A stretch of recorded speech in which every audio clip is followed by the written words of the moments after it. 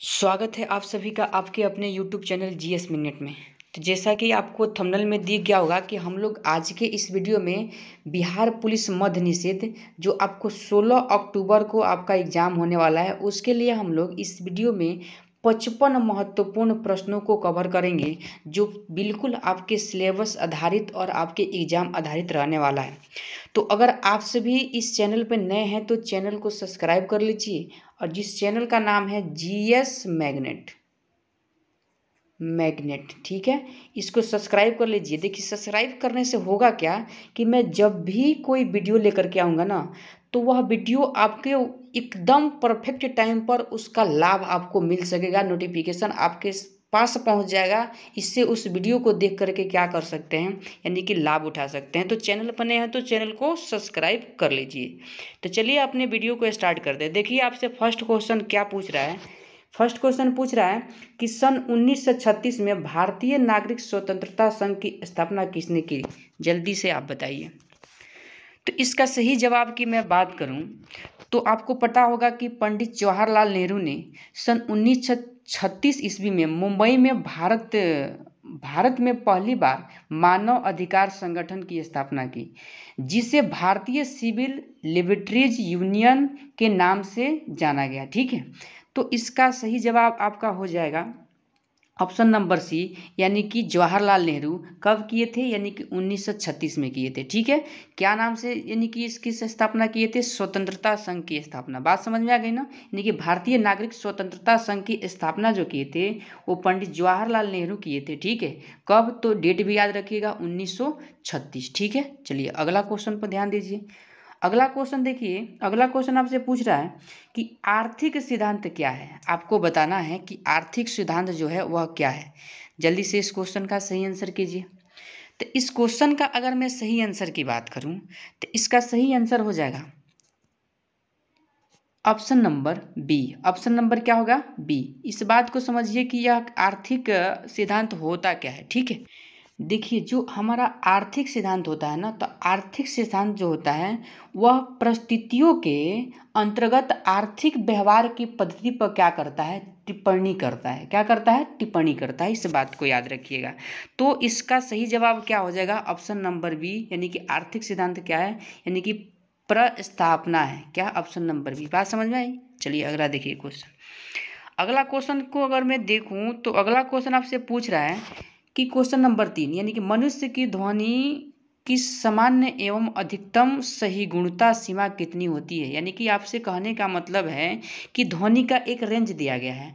आपको बताना है कि कहाँ से कहाँ तक की ध्वनि मानव कान आसानी से सुन सकता है। तो इसका सही जवाब की अगर मैं बात करूं तो ऑप्शन नंबर क्या हो जाएगा? सी हो जाएगा। क्या हो जाएगा? सॉरी, इसका ऑप्शन नंबर क्या हो जाएगा? ऑप्शन नंबर बी हो जाएगा। 60 से 80 डेसिबल। ध्वनि को किस में मापा जाता है? डेसिबल में मापा जाता है। ठीक है, तो 60 से 80 डेसिबल के बीच की ध्वनि को क्या कर सकता है? मानव सहिष्णुता सीमा, यानी कि सुन सकता है। बात समझ गए? अगला क्वेश्चन देखिए। अगला क्वेश्चन की अगर मैं बात करूं तो अगला क्वेश्चन आपसे पूछ रहा है क्वेश्चन नंबर 4 कि निम्नलिखित में कौन सी पंचवर्षीय योजना सही नहीं है? आपको नहीं बताना, इसको ध्यान रखिएगा। नहीं क्वेश्चन नो बहुते ब्रेक डाल देता है लाइफ में। ठीक, तो इसलिए इस नहीं को ध्यान रखिएगा। नहीं पूछा है तो आपको पता होगा कि जो हमारा प्रथम पंचवर्षीय योजना था वह 1951 से 1956 तक था। सही है। दूसरा जो था 56 से लेकर 61 तक, ये भी सही है। और तृतीय जो था 61 से लेकर 66 तक, ये भी सही है। लेकिन अगर मैं बात करूं चतुर्थ पंचवर्षीय योजना के बारे में, तो जो हमारा चतुर्थ पंचवर्षीय योजना था यह 1969 से लेकर के कहाँ तक था? यानी कि 74 तक था। तो यहाँ ऑप्शन देखिए, ऑप्शन 66 से लेकर 71 तक दिया है ना, तो 66 से लेकर 71 तक नहीं था। ठीक है, 69 से लेकर 74 तक था। तो इसका सही आंसर नहीं पूछा है तो ऑप्शन नंबर डी हो जाएगा। ठीक है, चलिए अगला क्वेश्चन को देख लीजिए। वीडियो को पूरा देखिएगा, इतना ना महत्वपूर्ण क्वेश्चन इसमें हम लगाए हैं, सेट किए हैं कि देख करके आपको मजा आ जाएगा। ठीक है, चलिए अगला क्वेश्चन को देखिए। क्वेश्चन नंबर 5 कर रहा है कि अधिकतम सामाजिक लाभ का सिद्धांत किसका बुनियादी सिद्धांत है? जल्दी से इस क्वेश्चन का सही आंसर कीजिए। तो अगर इस क्वेश्चन का सही आंसर की मैं बात करूँ तो ऑप्शन नंबर क्या हो जाएगा सी, राजकोषीय अर्थशास्त्र का क्या है एक सिद्धांत है। ठीक है, चलिए अगला क्वेश्चन देखिए, क्वेश्चन नंबर 6। क्वेश्चन नंबर 6 आपसे पूछ रहा है कि भारतीय संविधान में नागरिकता के प्रावधान कब लागू हुआ। नागरिकता का प्रावधान कब लागू हुआ तो आपको बता देना है ऑप्शन नंबर ए, यानी कि 1950 में। कब लागू हुआ था? 1950 में। ठीक है, चलिए अगला क्वेश्चन को देखिए। अगला क्वेश्चन आपसे पूछ रहा है कि क्वेश्चन नंबर 7, वल्लभ भाई पटेल को सरदार की पदवी किसने दी। देखिए इस क्वेश्चन को ना बहुत लोग क्या करते हैं, यानी कि गलत करके आते हैं। क्या करते हैं? गलत करके आते हैं। ठीक है, इसका सही जवाब हो जाएगा यानी कि पदवी दी। तो देखिए इसमें महात्मा गांधी क्या थे, महात्मा गांधी अपने हाथों से पदवी दिए थे। ठीक है, महात्मा गांधी अपने हाथों से क्या दिए थे? पदवी दिए थे। ठीक है, तो अगर मैं बात करूं, अगर बारदोली की महिलाएं न रहे, अगर महात्मा गांधी ऑप्शन में रहेगा तो महात्मा गांधी ने अपने हाथों से सरदार वल्लभ भाई की पदवी दी थी। ठीक है, लेकिन अगर पूछ दे कहाँ की महिलाओं ने इनको दिया तो आपको बताना है ऑप्शन नंबर सी, बारदोली की महिलाएं। ठीक है, इन्होंने उपाधि दी लेकिन अपने हाथों से किसने दिया था? महात्मा गांधी ने दिया था। ठीक है, चलिए अगला क्वेश्चन देखिए, क्वेश्चन नंबर 8 को देखिए। कह रहा है कि मार्क्स के अनुसार मूल्य का स्रोत क्या है। मार्क्स के अनुसार मूल्य का स्रोत आपको बताना है। 4 ऑप्शन आपके पास दिया गया है। अगर इकोनॉमिक्स आप लोग पढ़े होंगे तो सही जवाब तो दे ही देंगे। ठीक है, चलिए इस क्वेश्चन का सही आंसर की बात करूँ तो ऑप्शन नंबर हो जाएगा सी, यानी कि श्रम हो जाएगा। ठीक है, चलिए अगला क्वेश्चन देखिए, क्वेश्चन नंबर 9 कह रहा है कि भारत में बाहरी आक्रमण अथवा सशस्त्र विद्रोह के कारण भारत के राष्ट्रपति द्वारा राष्ट्रीय आपातकाल की घोषणा किसके अंतर्गत की जाती है। आपको पता होगा कि राष्ट्रपति के बाद 3 शक्तियाँ होता है। कौन कौन? 352, 356 और 300 कितना होता है? 60 होता है। बात समझ में आ गया? तो देखिए इसमें आपसे पूछा जा रहा है कि जो हमारा जो बाहरी सशस्त्र आक्रमण होता है ना, वह आपात किसके अनुसार लगता है, किस संविधान से, यानी कि किस अनुच्छेद, संविधान के किस अनुच्छेद के अनुसार लगता है। तो इसका सही जवाब की अगर मैं बात करूं तो ऑप्शन नंबर क्या हो जाएगा इसका? ऑप्शन नंबर ए, यानी कि 300 कितना हो जाएगा? 52 हो जाएगा। ठीक है, तो चलिए अपना अगला क्वेश्चन देखते हैं। क्वेश्चन नंबर 10 को देखिए, पूछ रहा है कि सामुदायिक विकास कार्यक्रम का प्रारंभ किस वर्ष किया गया। आपको बताना है सामुदायिक विकास कार्यक्रम की शुरुआत कब हुआ। तो इस कार्यक्रम की शुरुआत 2 अक्टूबर, कब, यानी कि सॉरी यहाँ पर अच्छे से लिख देते हैं, यानी कि 2 अक्टूबर 1952 में सामुदायिक कार्यक्रम की शुरुआत हुआ था। ठीक है, बात समझ में आ रहा है? तो इसका सही जवाब हो जाएगा ऑप्शन नंबर क्या? Option number B. ठीक है, चलिए अगला क्वेश्चन देखिए। अगला क्वेश्चन 11 को देखिए। कह रहा है कि सन 1930 में नागपुर में कौन सा सत्याग्रह हुआ था। आप बताइए जल्दी से। बिहार से ही संबंधित क्वेश्चन, सॉरी नागपुर में कौन सा सत्याग्रह हुआ था। तो इस क्वेश्चन का अगर मैं सही आंसर की बात करूँ तो ऑप्शन नंबर क्या हो जाएगा? ऑप्शन नंबर डी, यानी कि ध्वज सत्याग्रह हुआ था। ठीक है, चलिए अगला क्वेश्चन देखिए। क्वेश्चन नंबर 12 को देखिए। कह रहा है कि निम्नलिखित में से कौन सा संप्रदाय बौद्ध धर्म का सही नहीं है। नहीं पूछा है, देखिए फिर नहीं आ गया ना, तो नहीं बहुत इंपॉर्टेंट है, यानी कि नहीं क्या करता है? ब्रेक लगा देता है। इसको सही से कीजिए। देखिए महायान भी है, हीनयान भी है, थेरावावाद भी है, लेकिन दिगंबर क्या है? यानी कि जैन धर्म से संबंधित है। दिगंबर और क्या हो जाएगा? श्वेतंबर। ठीक है, तो इसका नहीं पूछा है तो ऑप्शन नंबर क्या हो जाएगा? यानी कि सी, दिगंबर जो है जैन धर्म से संबंधित है लेकिन बौद्ध धर्म में पूछा गया है, तो इसका सही जवाब क्या हो जाएगा? नहीं के लिए दिगंबर। ठीक है, चलिए अगला क्वेश्चन देखिए। क्वेश्चन नंबर 13 को देखिए। कह रहे कि जिस समय दिल्ली ब्रिटिश भारत की राजधानी बनी उस समय वायसराय कौन था। वायसराय कौन था, जल्दी से बताना है। तो इसका सही जवाब की अगर मैं बात करूँ तो ऑप्शन नंबर क्या हो जाएगा? सी, यानी कि लॉर्ड हार्डिंग था। ठीक है, चलिए अगला क्वेश्चन देखिए। क्वेश्चन नंबर 14 को देखा है कि भारतीय विशेष आर्थिक क्षेत्र नियम संशोधन किस वर्ष हुआ। बताइए इसका सही जवाब। इसका सही जवाब हो जाएगा ऑप्शन नंबर डी, यानी कि 2006 में हुआ। ठीक है, चलिए अगला क्वेश्चन देखिए। अगला क्वेश्चन की मैं बात करूँ 15 नंबर का, निम्नलिखित में से किस विश्वविद्यालय की स्थापना पहले की गई। किस विश्वविद्यालय की स्थापना पहले की गई। तो इसका सही जवाब की अगर मैं बात करूँ, तो ऑप्शन नंबर कितना हो जाएगा? बी। ऑप्शन नंबर कितना हो जाएगा? बी हो जाएगा। ठीक है, ऑप्शन नंबर बी, यानी कि बॉम्बे यूनिवर्सिटी की स्थापना सबसे पहले की गई थी। ठीक है, कब किया गया था तो आपको बता देना है कि 1857 में किया गया था। कब? 1857 में किया गया था। ठीक है, कब किया गया था? 1857। अगर आपसे बनारस हिंदू विश्वविद्यालय पूछ ले तो 1916 में इसकी स्थापना हुआ था, ठीक है। अगर अलीगढ़ पूछ ले तो 1800 कितना हो जाएगा? 75 हो जाएगा। अलीगढ़ पूछ ले तो 1800 कितना हो जाएगा? 75। और आपसे इलाहाबाद अगर पूछ लिया जाए तो इसकी स्थापना 1800 कितना? 87 में हुआ था। तो पहले कौन हुआ था? तो इस 57 वाला यानी कि बॉम्बे यूनिवर्सिटी, ठीक है। चलिए अगला क्वेश्चन देखिए। अगला क्वेश्चन आपसे पूछ रहा है 16 नंबर, योसेमाइट क्या है? योसेमाइट क्या है? 16 नंबर का सही जवाब दीजिए। योसेमाइट क्या है? तो इसका सही जवाब की अगर मैं बात करूँ तो ऑप्शन नंबर क्या हो जाएगा? सी, एक प्रकार का झरना है, ठीक है। चलिए अगला क्वेश्चन देखिए 17 नंबर का रहा है कि प्रथम भारतीय उपग्रह आर्यभट्ट किस वर्ष छोड़ा गया? प्रथम उपग्रह आर्यभट्ट किस वर्ष छोड़ा गया? इसका सही जवाब दीजिए। तो इसका सही जवाब हो जाएगा यानी कि 19 अप्रैल 1975 को यह क्या किया गया था? छोड़ा गया था। तो ऑप्शन नंबर देखिए 1975 दिया है कहीं, तो ऑप्शन नंबर बी इसका सही जवाब हो जाएगा, ठीक है। चलिए अगला क्वेश्चन देखिए, क्वेश्चन नंबर 18, तट आधारित इस्पात संयंत्र कहाँ स्थित है? तट आधारित इस्पात संयंत्र कहाँ स्थित है? तो आपका आंध्र प्रदेश यानी कि विशाखापट्टनम हो जाएगा, ऑप्शन नंबर सी, ठीक है। चलिए अगला क्वेश्चन देखिए 19 नंबर क्वेश्चन की अगर मैं बात करूँ तो कह रहा है कि निम्नलिखित में से कौन से दो शहर उत्तर दक्षिण कॉरिडोर से जुड़े हुए हैं? इसका ऑप्शन नीचे भी दिया गया है, ठीक है। देख लीजिए, छोटा कर देते हैं थोड़ा सा, देख लीजिए, मिला लीजिए, इसका सही आंसर कीजिए। इसका सही आंसर की अगर मैं बात करूं तो क्या हो जाएगा? इसका सही आंसर ऑप्शन नंबर क्या हो जाएगा? ए, यानी कि श्रीनगर और कन्याकुमारी, ठीक है।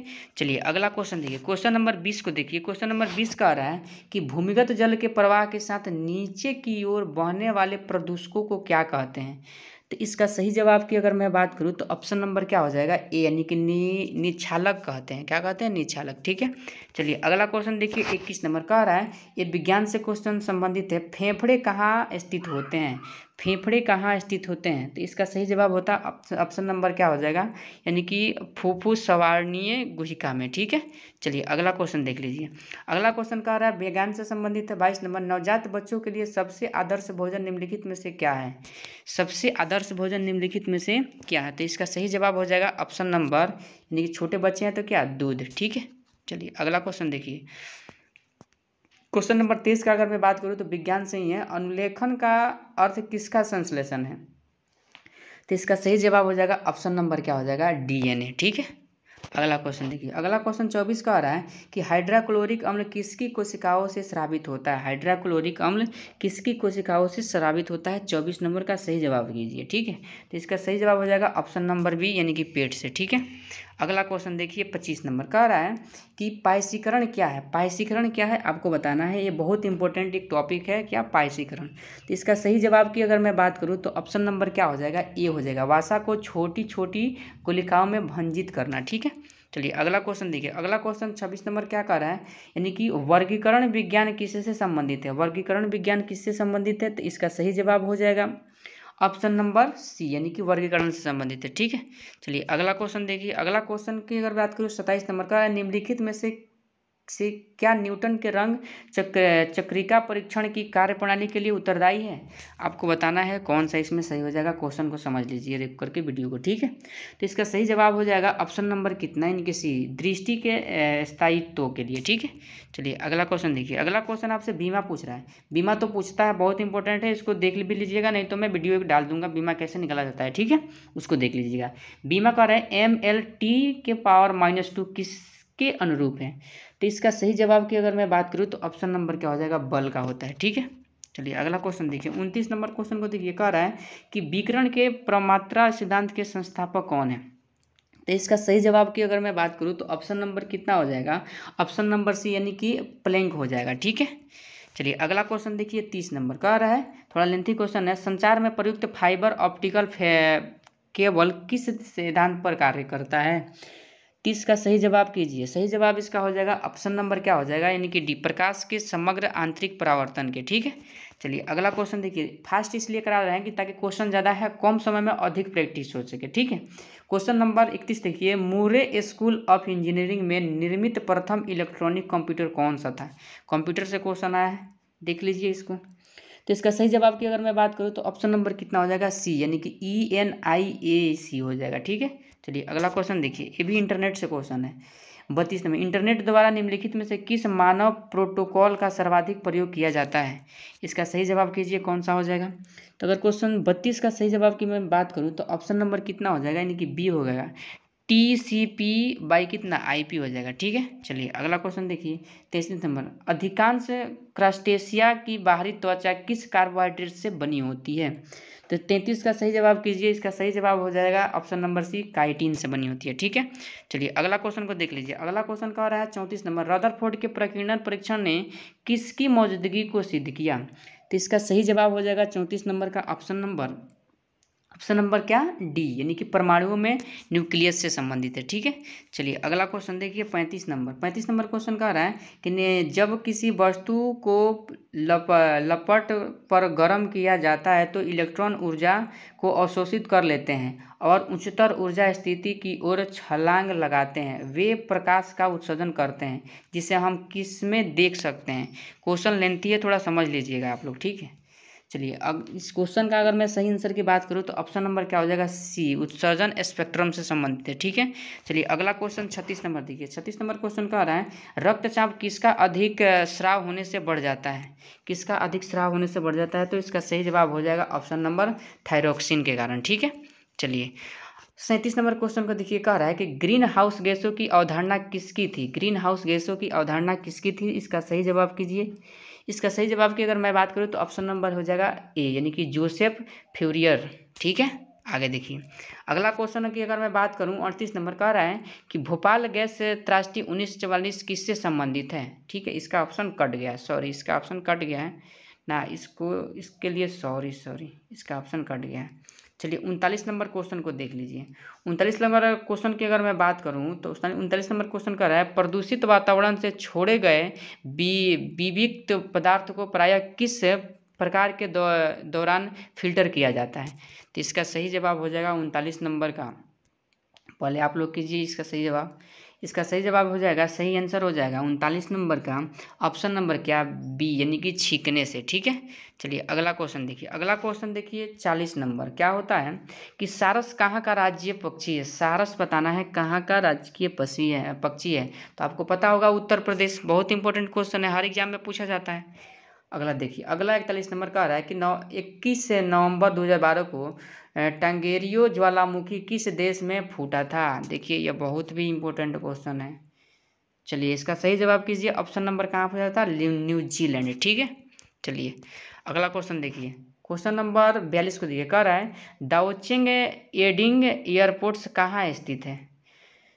जल्दी से इस क्वेश्चन का सही आंसर कीजिए। अगर मैं 42 का सही आंसर की बात करूँ तो ऑप्शन नंबर डी, तिब्बत में हो जाएगा। ठीक है, चलिए अगला क्वेश्चन देखिए। अगला क्वेश्चन कह रहा है कि भारतीय दर्शन शास्त्र का सबसे महत्वपूर्ण और सबसे पुराना स्रोत कौन सा है? तो ये तो सब कोई जानता होगा, इतिहास पढ़ा होगा, प्राचीन इतिहास। तो ठीक है, तो इसका सही जवाब हो जाएगा ऑप्शन नंबर डी, यानी कि वेद से। ठीक है, वेद कितने होते हैं कमेंट में बताइएगा। ठीक है, देखिए 44 नंबर, शहीद दिवस कब मनाया जाता है? जल्दी से बताइए। देखिए दिवस वाला टॉपिक ना आप अपनी स्ट्रेटेजी से कंप्लीट करके जाइएगा, एक न एक दिवस कोई पूछा जाएगा।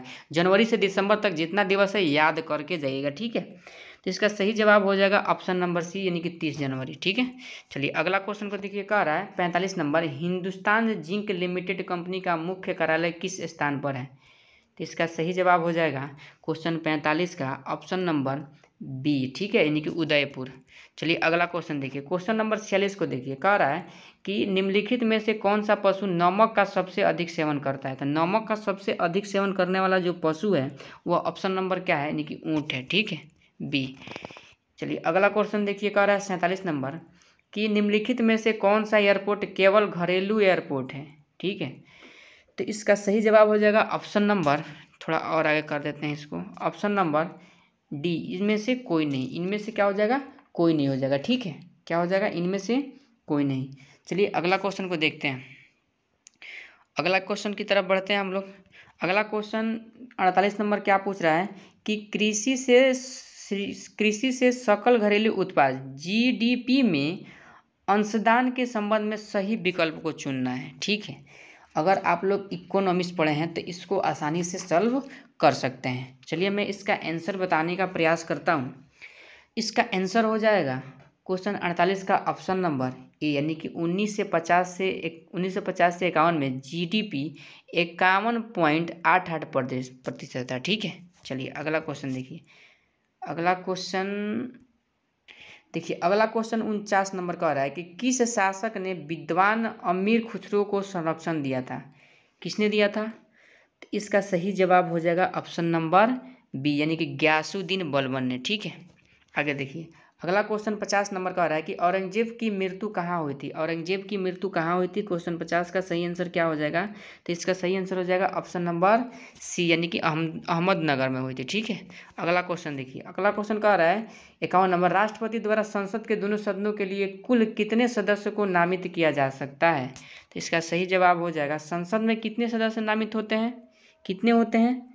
तो इसका सही जवाब जल्दी से ऑप्शन नंबर यानी कि बी हो जाएगा। ठीक है, यानी 14 यानी कि 12 राज्यसभा। ठीक है, और 2 कितना लोकसभा, कुल मिलकर कितना हुआ? 14 हुआ। केवल राज्यसभा में पूछेगा तो 12 हो जाएगा, और दोनों पूछा है तो क्या हो जाएगा? 2 यानी कि 14 हो जाएगा। 2 लोकसभा और 12 राज्यसभा। ठीक है, चलिए अगला क्वेश्चन देखिए।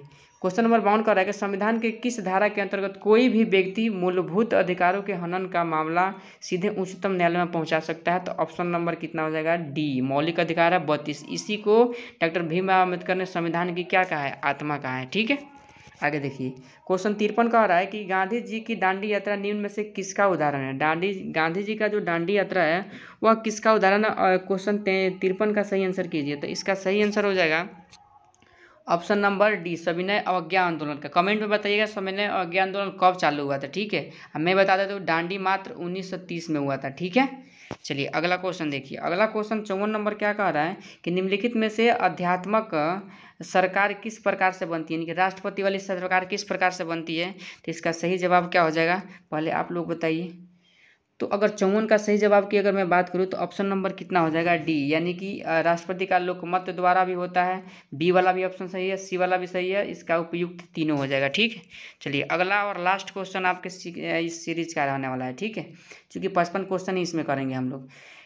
निम्न में से कौन सा शिलालेख चालुक्य सम्राट पुलकेशिन द्वितीय से संबंधित है? तो क्वेश्चन 55 का सही आंसर कीजिए। तो क्वेश्चन 55 का सही आंसर की बात करें तो ऑप्शन नंबर क्या हो जाएगा? ये होल हो जाएगा, जो पुलकेशिन से क्या है? संबंधित है। तो चलिए आज के सेशन में हम लोगों ने फाइनली 55 महत्वपूर्ण क्वेश्चन को कंप्लीट किया है। अगर क्वेश्चन में कोई भी डाउट हो तो कमेंट में जरूर बताइएगा, और वीडियो अच्छा लगा हो तो वीडियो को लाइक कीजिए। अगर चैनल पर नए हो तो चैनल को सब्सक्राइब कर लीजिए, क्योंकि यह जीएच मैग्नेट चैनल आपको हर तरह से हेल्प पहुंचाने वाला है। तो चलिए अब मिलते हैं फिर अगले सेशन के साथ, तब तक के लिए